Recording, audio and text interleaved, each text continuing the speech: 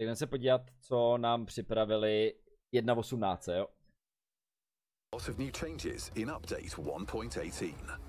Players can expect a brand new map and a number of improvements to well-known locations. Tak ukáž.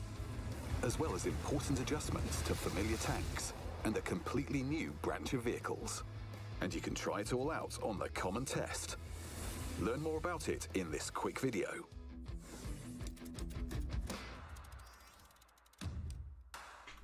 Kámo, takže oni fakt budou rebalancovat prostě toho Kranvágna. Ty vole, jako... Já nevím, vole. OK, AMX M4, 54, ta si myslím, že by mohli buffnout. Uvidíme. Americký Heaviny. Ale co chtějí udělat? Jako E5 má brutální DPM kost, jako to dělo, ale má jenom to dělo. Tam jako jinak ten stroj jako nemá pancíř, jo, jakože doufám, že E5, 57, co chtějí dělat s 57, podle mého 57 v pohodě. No a potom ostatní tanky, no tak jsem na to zvědavej teda. After a short break, we've gotten back to work on vehicle balance. Remember, these test parameters may change. At the moment, the Kranvan and Emil 2 are performing Příliš výkonný? Ty vole, ježiš, tím se líbí, že tím, že s tím zahrajou lepší hráči, ty vole, tak jim to prostě jako skurvíme? To mě přijde úplně jako nechápu to. Tak jako pardon, ale nechápu to. Já nechápu, proč by měli předělat Emila a Kranvágna. Nechápu. Ten stroj je vlastně silný jenom v huldownu. OK, dobrý, no tak když se někde zakope a ty nemáš jinou možnost, a jinak tak strategie ne, tak se na něj vykašlu.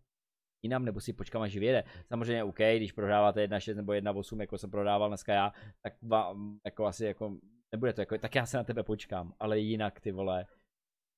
Too well in battle. So we've decided to make them a little less intimidating while still keeping their shtick, their sturdy turret and magazine. The Kranvan will be slower. OK, takže bude pomalejší. A topová rychlost na 45. Dobrý, je pravda, že byl dostatečně rychlej, aby se dostal na nějakou pozici a dokázal vysypat první klip. Okidoki. To couvání o 6 je podle mě jako dost. Že couvání je fakt dost. Koliká fakt, jako když potřebuješ rychle odsouvat z pozice, známe to, tak to couvání mě možná víc mrzí, než ten top speed. Decreased its top forward and reverse speed to make it more of a trench vehicle. Gun handling is now less comfortable and the magazine takes longer to reload. OK, ta přesnost už teď si nemyslím, že s Kranvágnem je nějak jako extrémně jako úžasná, jako docela trefuješ, ale stejně, o co ti je s Kranvágnem? Někdy jako píkovat a střílet na pár metrů v huldownu, že jo, a pak ho jako rozštípat, tak to je jako jediný. A další věc podle mého, v čem je jako docela jako balancnutý, je v té goldové munici. Má jenom 300 na hitu a to není žádná hit paráda. This will make the tank less forgiving of mistakes. The Emil 2 has undergone similar changes. Like its tier 10 counterpart, the tank... To zredukovali docela dost teda v té rychlosti. Tam může to jít na 40, on je jako pomalejší než ta 10, ale tam to zredukovali docela hodně hustě. A disperze jako přesnost, dobře, OK. A při otáčení běže. A rychlost zásobní. Jo, a u to 5, jo. Tank has now lost some of its dynamics and gun stats. Ale souhlasím s tebou přesně, jenom trošku upravit třeba reload, protože je pravda, že na ty 3 rány a na to, jak on to dokázal rychle přebít, je jako je síla. Jako já neříkám, že ne, fakt jsi jako schopný potom jako vysázet na rychlou damage, jo, když přebiješ ten zásobník, to je pravda. A ta rychlost, okay, já z té rychlosti já se jako zase, dobrý, je to braný jako heavina, takže bys asi neměl lítat jako metka, dobrý, beru. Ale jinak přesně jako změna různý jako přesnosti a tohle, nemyslím si, že teď je to nějaký sniper navíc. The performance of the French No, heavy tak tanks pojď. with the cyclic guns has lagged slightly behind the competition. To souhlasím. Myslím, že globálně jako Francouzi jako zaostávají. Hlavně jako 7-8, tak tam se o tom bavit nebudeme. Ty tanky jsou hrozný jak vzhledově, tak prostě chováním celkově.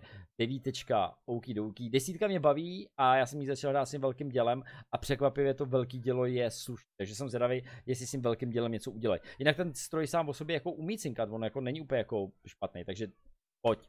Now, with the upcoming changes, it will be easier for them to survive on the battlefield. This applies to all tiers except Tier 9. The AMX M4 MLE 51 has been competitive from the start, so only small changes have been made to its characteristics. However, the Tier 10 tank has undergone dramatic changes. The vehicle size are now thicker and its HP is higher. The stabilization and penetration of both guns have been improved. Takže armor na spot, dobrý, OK. Víc teda hápek, paráda. A teď počkej, to 130 mm dělo. Zlepšili přesnost, dobře. Reload, to je dobrý, to je jako o 2 sekundy, to je dobrý, kámo. Penetrace, jasnačka a rychlosti. OK. No, ale na tu 10 se docela těším a myslím si, že to bude za stroj, který bude docela hranej. The standard shells for the 120 mm gun and the special shells for the 130 mm now offer better penetration. At the same time, the hull traverse speed has been slightly decreased. For the Tier 8 AMX 65T, tohle je hnusný stroj, prostě už jenom tam jak je hnusnej, tak ho prostě tomu nehrál, protože ten nechceš hrát s něčím, vole, z čeho by se ti chtělo blade. No a 7. Ale to jsem snad hrál jenom jednou, dvakrát, pak jsem řekl, že nikdy víc. No, zvýšili tomu armor, to nemělo armor absolutně. No tak pojď ukaž. Takže, hele, E5, tak pojď, co udělali. Aha, jde. Ale já jsem fakt rád, že s E5 nic nedělají, že tam upravují. Víme, že E5 procházela různýma úpravama, že jo, pamatujete nesmrtelnou kopuli, ta byla jako brutální, ale já si myslím, že E5 super. Je pravda, že M103, na ní bych měl i záloh. Já už jsem, teďka jak jsem si vlastně kupoval zpátky 9, tak M103 byla mezi nimi, ale přesně si jako není to špatný, ale něco tomu chybí. No a možná je to, co by to, takže zvyšuju hápka, postovečku, ale tak dobrý. OK. Otáčení podvozku. Jasnačka. No to není zase takový, jako kdyby to bylo nějak extrémně. No, to nejsou nějaký jako brutální hodnoty. Tady 32 jednoznačně penetrace, protože to je věc, na kterou x let, řadu let, ty vole vlastně do té doby, co hraju vodko, tam je furt stejná penetrace, protože vy vlastně máte na 29 i na týhle vlastně stejný dělo, jestli se nepletu. A tam jste měli 199 pene, což teďka 218 už je fakt jako lepší, 252 teda jako dobrý, pohodička.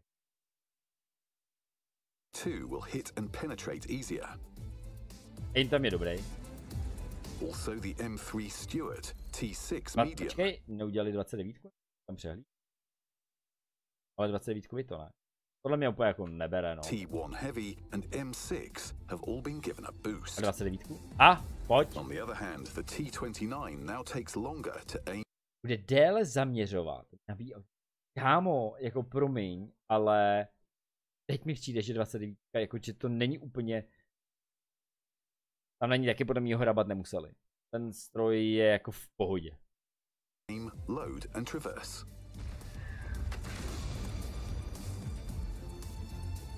The M44, an American Tier 6 SPG, will cause less damage. Now the differences between the Tier 6 tank and its Tier 7 counterpart will be much more evident. Když měla ty vole, 6 byla fakt výborná. 6 a 7, ta artiny, ty americké artiny mě bavily jako extrémně. M4A3E8 Sherman, Type 58, TVP VTU and 2 French tank destroyers will improve. Many of these vehicles are already popular among newcomers, which will help make their game journey smoother. At the same time, several mid-tier vehicles have lost some of their performance. And for the sake of consistency, we've made a few changes to other vehicles as well. You can read more about these changes in the article on the game portal. Tak ukaž. The winning map from Recon Mission Season 1 is ready to enter random battles. Meet the outpost. On this map, you'll be forced to fight nose to nose in the town, while tanking to your heart's content. Takhle jako oddálím. Městečko docela malý. Ty můžete potom přijíždět i na ten druhý břeh, to teďko říct, vidím tam, je tam zbouraný most, takže teoreticky takhle to vypadá asi, že na druhou stranu té řeky se nedostaneš. Jo, tak pozor. Okay. It's a risky ascent, but if successful, you'll have control over a significant part of the map.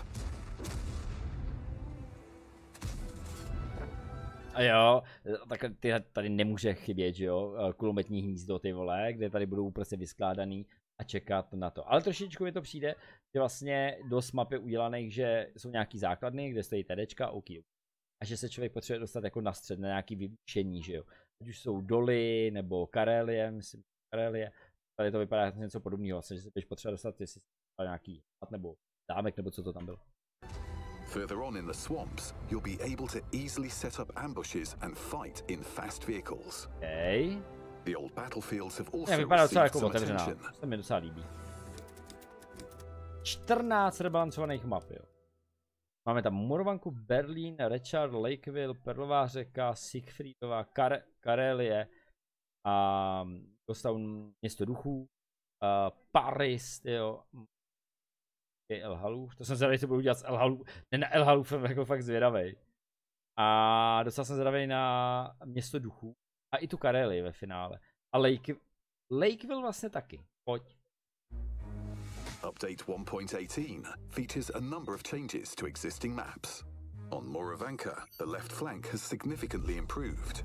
Small hills and buildings now provide much more cover. Aha, this part of the map has become more welcoming for slow, heavily armored vehicles. In the encounter battle mode, the location of the base has also been changed. This will balance both teams' ability to control the area. In Berlin, changes to the urban area aim to strengthen the position of the right team. The balcony in square C6 has been reworked. This has been done to match the balcony on the opposite side. In addition, the map has been removed from encounter battles. The changes in Redshear aim to balance the sides in favor of the upper team. The passage to the airship is now better protected against fire from other down. Kámo, oni nám seberou, vole, pozici, kdy si můžeš prostě... Ale proč? Ty vole... Ne, ale není to každou hru, samozřejmě ví se o tom, když tam nejde prostě dobrý spotter a naspotí to, no tak prostě jsou tam ty prvotní nástřely a oni nám tam dají... Ne, ty vole. Directions. It's now much safer for scouts to depart from D6. The assault mode has been updated in favor of defense. The base and spawn points of both teams have shifted. Pearl River has also become more balanced. When playing from the lower spawn point, players can now get to the central passage faster. And the passage itself has become wider. OK, víc široký, ale dobře, víc široký, kolikrát víme, že se tam jako snaží jako vecpat víc tanků, pak vlastně do sebe strkáte, je to nepříjemný, jste naštvaný. Tím, že to asi rozšířili, OK. A dokonce tady koukám, že tady zprava přidali ten shooter, a abyste tam mohli, dobrý. A z druhé strany, to je jenom z jedné strany, jo, míň, jasně, aby, rozumím, to zkosili, aby nemuseli určitým strům dávat víc deprese, tak upravili terén. Spawn points have moved a bit. On Lakeville, one of the most popular positions for light tanks has been improved. Now you can spot enemies in the center from one side of the house and in the city from the other. The central hill in the canyon has become easily accessible from... No, ty vole, dobrý, ty jo, jakože dalšímu nebudeš jenom tady čumět tady dole, ale můžeš vyjet i nahoru, protože severní báze to měli trošičku jako snaží tam jako najíždět. než zleva. Takže teď je to, že tam můžete z obou stran tam udělat křivíčko pecka. From both spawn points. On Corellia, selective improvements have been made to the shapes and positions of several boulders. Lepší cover. This will secure flanking from the upper base. Ghost Town. No ukaž. Players in heavy Ale mapám jako, will feel the most fakt jako výsledku jako moc nebaví, improvements takže here. jsem zvědavej. The major clash area is now covered against long range fire. OK, takže posunuli... Nevím, tohle mi přijde jako zbytečný, že tam teda vystrčili ten barák, aby se za něj mohl jako schovávat. A když ve výsledku se stejně jako mohl schovávat tady. Jako taky ti tady čuměla víceméně jenom věž. Tank destroyers that used to camp far from the center of events should look for new. A doufám, že teda i z druhé strany, protože z druhé strany se tam dalo taky čumě, takže jsem zvědavý, jestli i z druhé strany to udělali. Pardon. Jo, vypadá to, že jo. Will affect players on both jo, ale sides. tam taky, dobře. Ale ty vole zase, ty vole, udělej. Zase to stěžuju. Opravdu potom vlastně u některých map to tak jako zamezí, že ty terečka mohly v určitý pozici pomáhat. A tady je to prostě jako na srdci. Budeš čím dál tím víc kepět na bázi, nebo tam ty vole ve svém křovíčku vzadu na deadline a budeš čekat. Ty nemyslím, že je dobrý. Ty vole, dělali nám tam kavárničku. Ty vole, doufám, že tam budou dělat dobrý cappuccino. Hned jsem tam. H7. This will make it harder for enemies in E3 to hit vehicles crossing the street. On Glacier, the path to the aircraft. Zase? Kámo, to jsou přesně ty pozice, kde to bylo jako, že jsi si najel ty vole a dal si free damage do bůčku. A z druhé strany taky teda. Kámo, z druhé strany taky. And there is now more cover in both spawn areas. Artillery from the lower base is now able to assist allies on. Já vlastně nevím, jestli je to dobře, ty vole, no, jako úplně to jako nezmění taktiku dobře, no, tak už tam nenajedou tanky, které jsou nahitovaný, ale přijedou tam teda plný, dobře, OK, ale radši bych viděl trošičku jiný změny. Serpentine roads. This has been updated to match the conditions. Ale takhle berte to jenom jako, že to je můj osobní názor, jo, ale prostě to bude to moc jo, už se tam nedostane. On El Haluf, changes have been made to square A1. Previously, only the upper team could comfortably play hull down. Takže ním udělali, že pokud napušou oni, tak oni budou mít taky možnost schovat vaničku. OK, dobře, beru. Here. Now, thanks to the new boulder, the position benefits both sides equally. The updates to Serene Coast are minor, but still positive. In the past, if you fell into the water, it was impossible to get out. Tam se jako regulárně jako někdo topí? Se fakt jako regulárně někdo topí? This has now changed. And finally, Himmelsdorf. The castle and surrounding terrain are now more symmetrical. This way, the upper team will be as comfortable here as the lower team. Moreover, it's now easier to move and play hull down in squares D9 to E9. The new Italian tank destroyers will also feel comfortable tanking here, but more on that later. For now, let's talk about the Matchmaker. Aha, dobře. To improve your battle experience, we're introducing some new rules for balancing light tanks and artillery.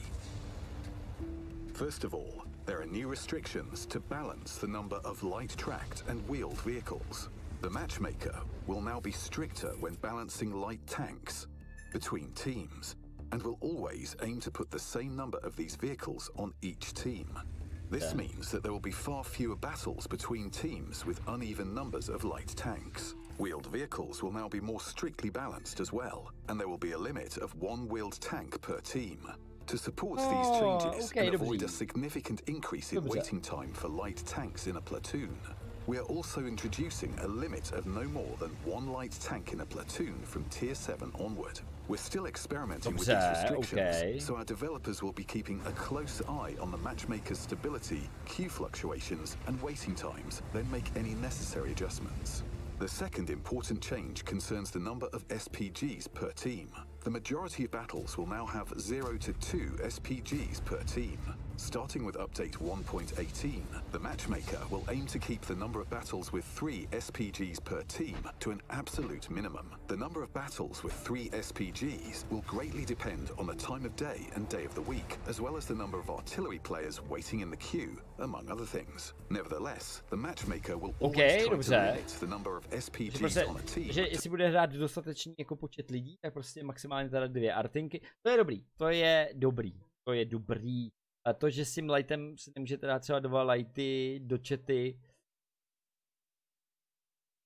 Jako proč ne, na jednu stranu, že jo, třeba TDčko 2 lighty, bych na to, ale OK, dobře. To 1 or 2 or none at all.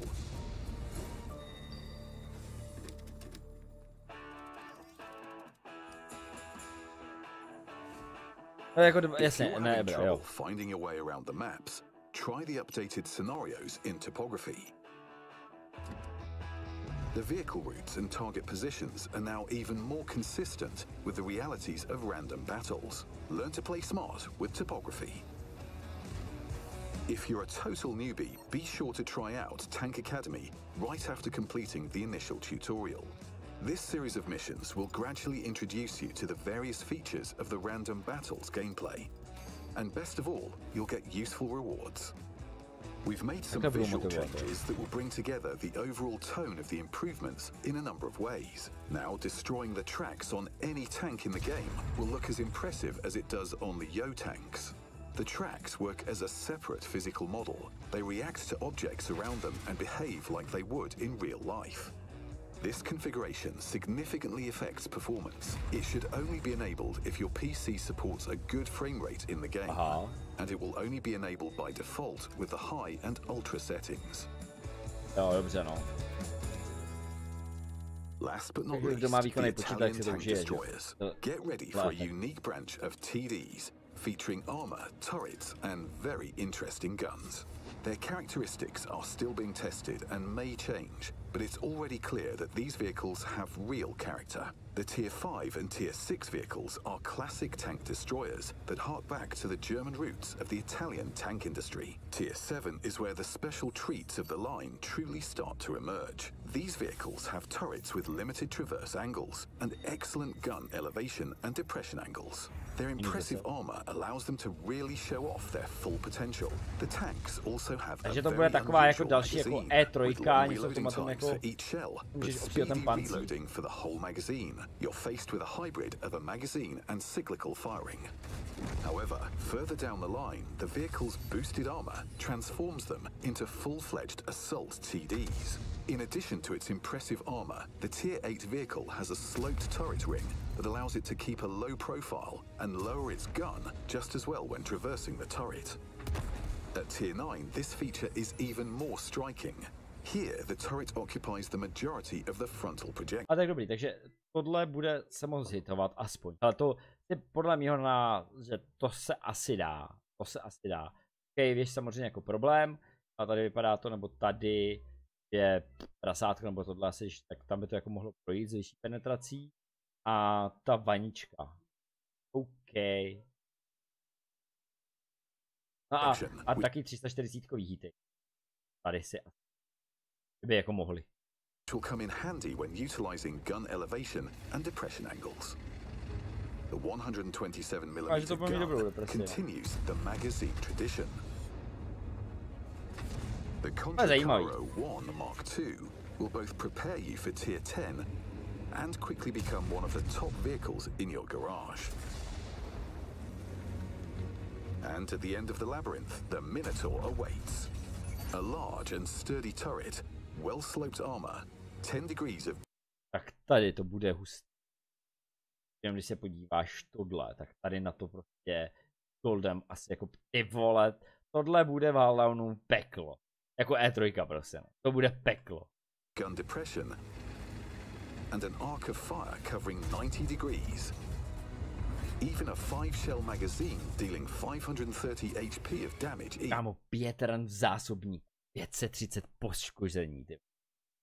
OK, ty vraždy jako svině. A jestli teda chápu, že Ital a doplňováním to? The entire magazine may reload very quickly, but the individual shells take a long time. A long Think of time. it as a regular gun with an incredibly quick reloading time.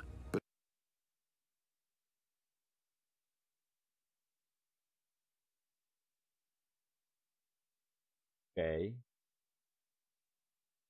A na CDčko 36 je docela slušný.